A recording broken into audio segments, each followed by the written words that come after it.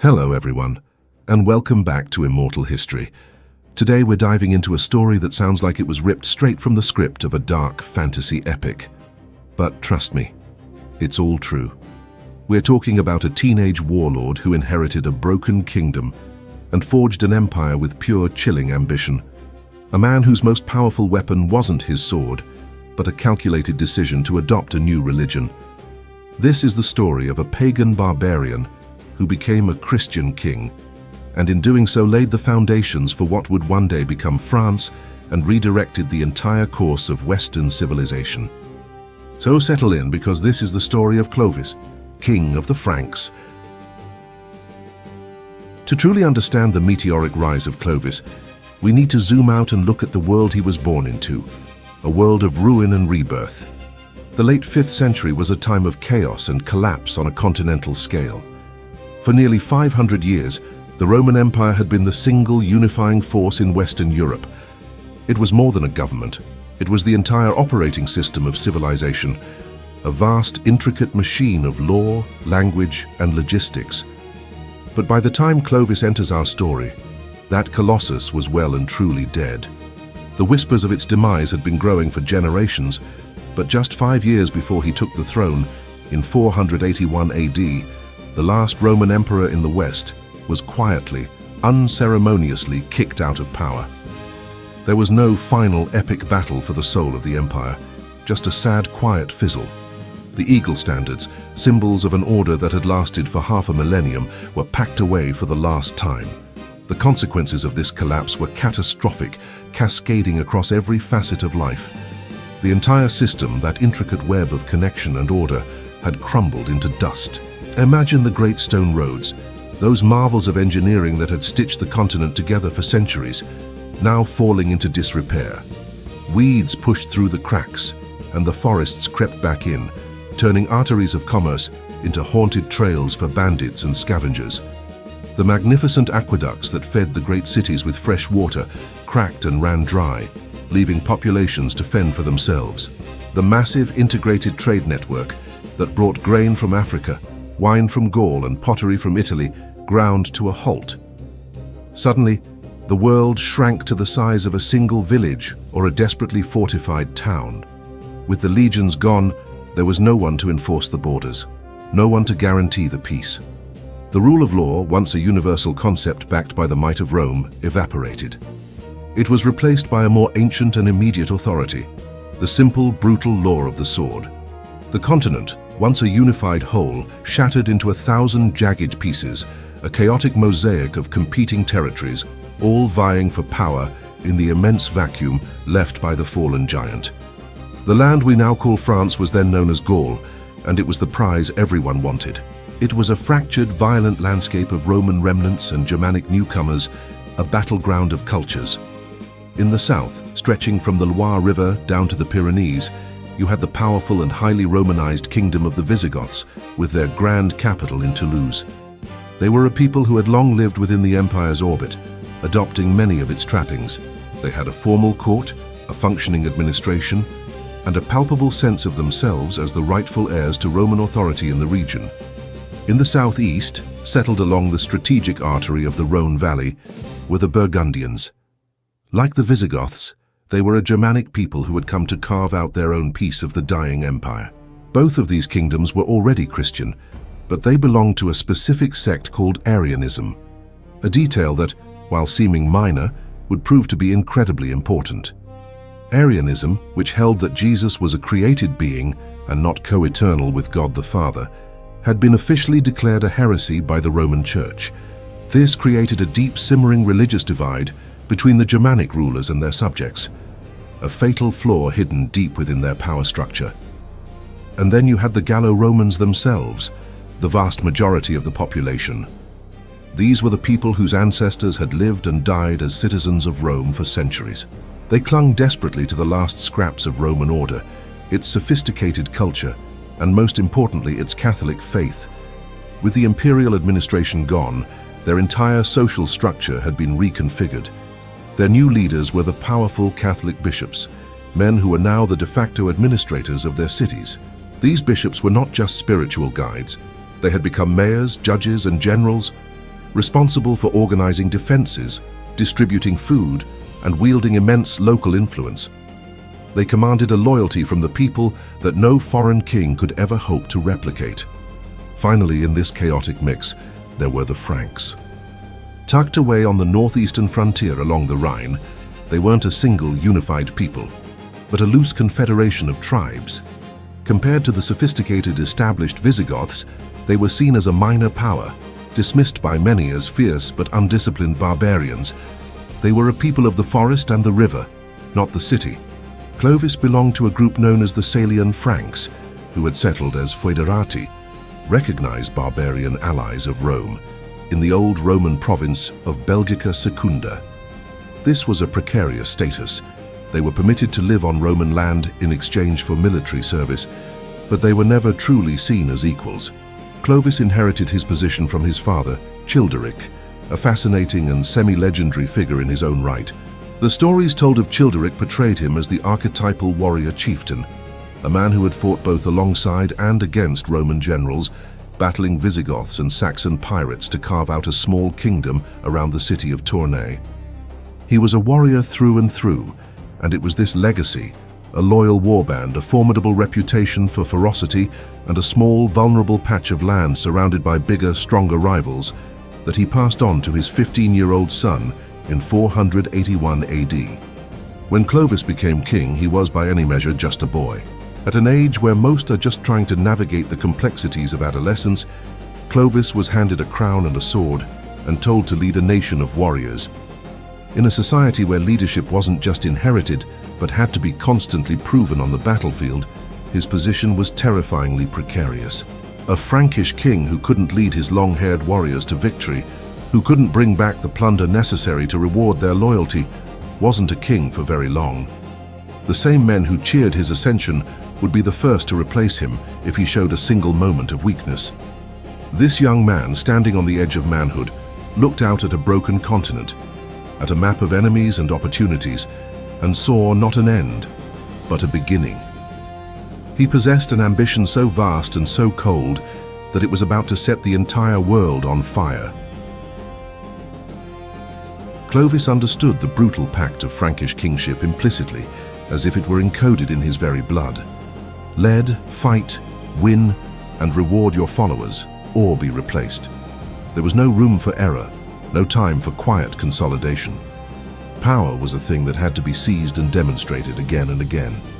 His first major test came just 5 years into his reign, in 486 AD. By now he was 20 years old, no longer a boy, but a young man forged in the harsh expectations of his people. His target was a man named Syagrius.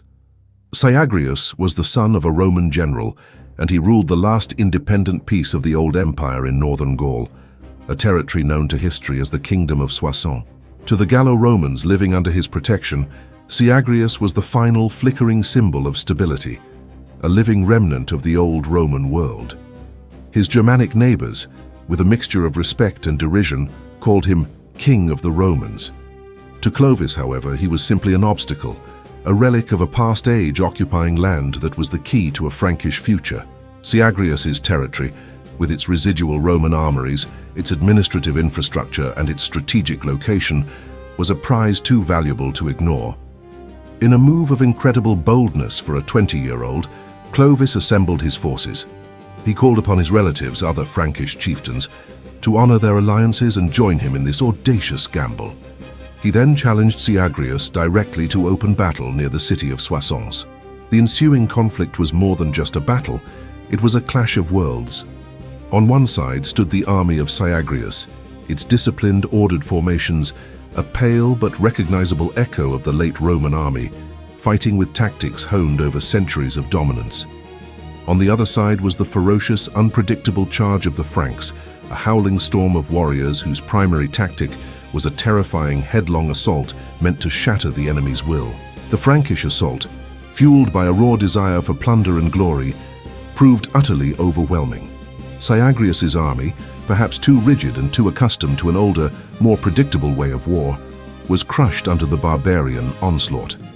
The final remnant of Roman authority in Gaul shattered like glass. Syagrius himself fled the carnage, seeking refuge far to the south with the powerful Visigothic king, Alaric II. Here, in the aftermath of his first great victory, Clovis showed that he was more than just a brute force commander. He was a shrewd and ruthless politician. He sent a blunt, unambiguous message to Alaric: hand over the fugitive Syagrius, or face a war with the Franks. Alaric, secure in his powerful and sophisticated kingdom, likely looked upon this demand with disdain. Who was this young upstart from the savage north to make demands of him? Probably underestimating the sheer tenacity of this new Frankish king and wishing to avoid a needless conflict on his northern border, Alaric complied. Syagrius, the last king of the Romans, was bound and handed over to Clovis's men. He was then quietly executed, his small kingdom absorbed into Clovis's own. In one swift, brutal campaign, the young king had doubled the size of his realm and announced his arrival as a major power in Gaul. It is right after this victory that we get one of the most famous and psychologically revealing stories about Clovis, recorded for posterity by the historian Gregory of Tours. While the Frankish army was in the process of dividing the vast spoils from the campaign, a messenger arrived from the influential Bishop Remigius of Reims. The bishop was a major power player in the newly conquered territory, a man whose support Clovis needed to secure. The messenger explained that during the looting of the churches, the army had taken a magnificent sacred vase. The bishop pleaded for its return. Wanting to stay on the good side of the powerful Catholic Church and its Gallo-Roman flock, Clovis immediately agreed. He went before his assembled warriors, who were gathered around a veritable mountain of loot. Pointing to the specific vase, he asked them, as their king, to grant it to him over and above his normal allotted share of the treasure. Many of his men, respecting his authority as their victorious leader, grumbled but agreed. However, Frankish custom was ironclad and deeply egalitarian. Spoils were divided by lot. Every warrior, from the lowest foot soldier to the king himself, had an equal right to the fortunes of war. It was a tradition that reinforced their identity as a brotherhood of fighters, not the subjects of an absolute monarch. One soldier, feeling this sacred tradition being violated and perhaps resentful of the king's special request, stepped forward. Filled with a bold and reckless sense of righteousness, he raised his battle axe high and, with a powerful swing, brought it down, smashing the beautiful vase into pieces. He then shouted for all to hear that the king would get nothing more than what the lot gave him. In that single shattering moment, Clovis was publicly humiliated. His authority was directly challenged in front of his entire army. The air grew thick with tension, yet Clovis did nothing. He stared at the soldier, his face an unreadable mask. He swallowed his volcanic rage, said not a word, and simply had the broken pieces of the vase collected and handed to the bishop's stunned messenger. An entire year passed. Life went on. The seasons changed. The incident was likely remembered, perhaps even celebrated by some warriors, as a moment when the old ways held firm against the king's ambition. Then came the annual military review on the Campus Martius, the Field of Mars, where the entire Frankish host assembled for inspection. Clovis, as king, walked down the long lines of his warriors, inspecting their readiness for the next campaigning season. He stopped, seemingly at random, in front of that very same soldier. He began to publicly criticize the man, pointing out that his weapons, his spear, his shield, his axe, were all poorly kept, rusted and dirty. It was a calculated public dressing down, a deep embarrassment. To punctuate his criticism, Clovis grabbed the man's axe and contemptuously threw it to the ground. As the warrior, shamed and flustered, bent over to pick it up, Clovis moved. With terrifying speed, he raised his own axe and split the man's skull from behind, killing him instantly. As the soldier crumpled to the ground, Clovis's voice cut through the horrified silence of the assembled army, loud enough for every single warrior to hear. "Thus you did to the vase at Soissons." The message was simple, brutal, and utterly unambiguous. The old ways of shared tribal authority and warrior equality were over. There was one power now, one authority, and it was his. The long-haired king demanded and would enforce absolute, unquestioning obedience. The victory at Soissons and the chilling lesson of the broken vase were only the beginning. Clovis knew that forging a stable, lasting kingdom would require more than just brute force and terror. It would demand strategic alliances and relentless, near-constant campaigning. Around the year 496, he faced a major new threat. The Alemanni, another fierce Germanic confederation from the east, were pushing aggressively into the lands of his allies, the Ripuarian Franks, along the Middle Rhine. An existential threat to one group of Franks was a threat to them all, and more importantly, it was a challenge to Clovis's growing dominance. He raised his army and marched to confront them, meeting them in a decisive engagement at the Battle of Tolbiac. The fighting was savage and desperate, a chaotic swirl of axe and sword. For a time it seemed as though the Franks had met their match. The Alemanni pushed hard, and the Frankish lines, for the first time in a major battle under Clovis, were beginning to break. He could feel the battle slipping away. He was watching his army, his kingdom, and his life's ambition on the verge of total collapse. His own pagan gods, the gods of war and thunder he had worshipped his entire life, seemed to have failed him. It was in this moment of pure, abject desperation that he supposedly made a vow that would change the course of history. His wife, Clotilde, was a Burgundian princess, but more than that, she was a devout Catholic. For years, she had long and patiently begged him to abandon his pagan idols and embrace her faith. Clotilde's own life had been marked by tragedy. She had seen her own family torn apart by the violence of her Arian relatives and was a steadfast, passionate advocate for the Catholic faith. On that bloody field of Tolbiac, with the screams of the dying in his ears and defeat staring him in the face, Clovis finally listened. He looked to the heavens, past the smoke and chaos, and cried out. He made a desperate bargain, vowing that if his wife's God would grant him this victory, he would believe. According to the legend recorded by Gregory of Tours, the tide of the battle turned almost immediately. A sudden rally, a renewed charge, and the Alemanni king was struck down. His demoralized army lost its will to fight, broke formation, and surrendered. Clovis had won a stunning victory against all odds, and now he had a promise to keep. His baptism is without a doubt one of the most pivotal moments in European history, an event that would echo for 1,000 years.